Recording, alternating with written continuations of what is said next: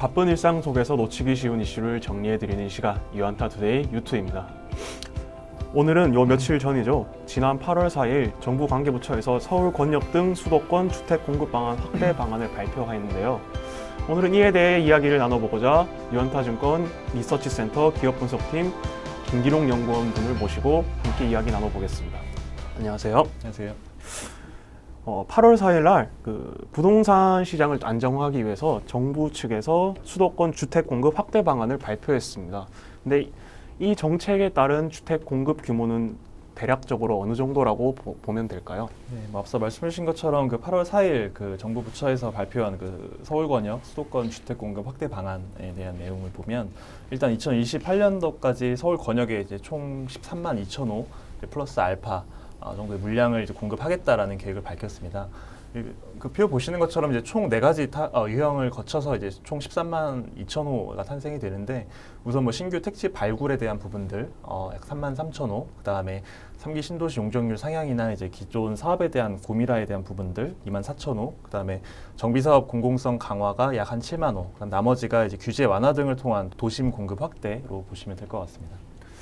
지금 이 정책에서 지금 제일 화두가 되는 것 중에 하나가 이 공공 참여형 재건축 도입인데 지금 이게 왜 화두가 되고 지금 어떤 상황인지 혹시 알려주실 수 있으실까요? 지난 5월에 이제 정부에서 좀 공공이 참여하는 공공 재개발을 좀 활성화하겠다라는 계획을 밝혔었고 이번 대책 같은 경우에는 이제 추가적으로 이제 공공 재건축에 대한 부분에 대한 의지를 좀 밝혔습니다. 그래서 내용을 보면은 공공 재건축 방안 같은 경우에는 이제 용적률을 이제 300%에서 500%로 좀 완화시켜주고 그다음에 이제 층수를 이제 최대 50층까지 허용한다라는 그런 내용이 좀 들어가 있는데 서울시에서는 사실 이제 공공 주도의 좀 재건축에 대해서는 사실상 이제 좀 반대 의견을 좀 피력했던 그런 상황들도 있었었고요. 추가적으로 지금 현재 기존 2030 서울 플랜에 이제 의거한 층수가 지금 35층이 제한되어 있는 상황입니다. 그래서 정부에서 밝혔던 층수를 최대 50층까지 허용하겠다는 내용에 있어서는 조금 이견이 발생되는 부분이고요.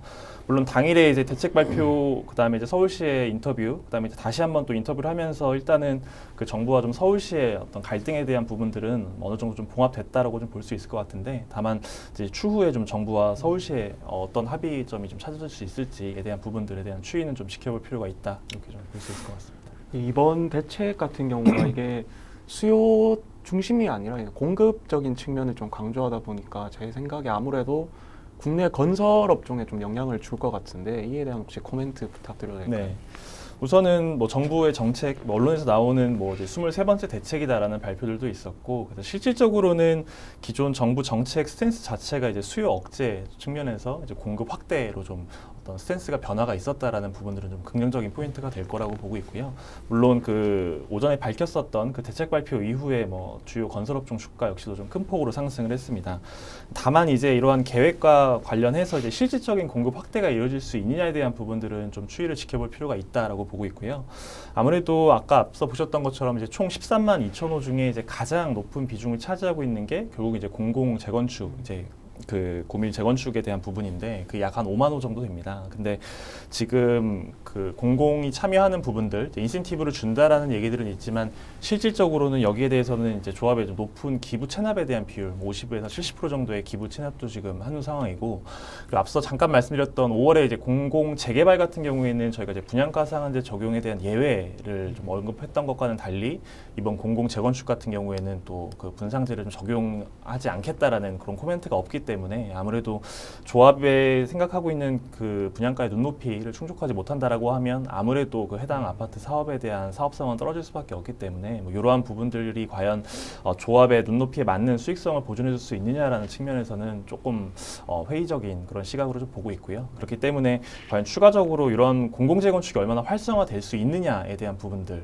좀 추이 역시도 좀 지켜볼 필요가 있다라는 말씀을 좀 드리겠습니다. 좋은 말씀 감사드립니다. 네, 감사합니다. 예, 우리 모두 함께 부자가 되는 그날까지 유안타 투데이 유투는 함께 하겠습니다. 감사합니다.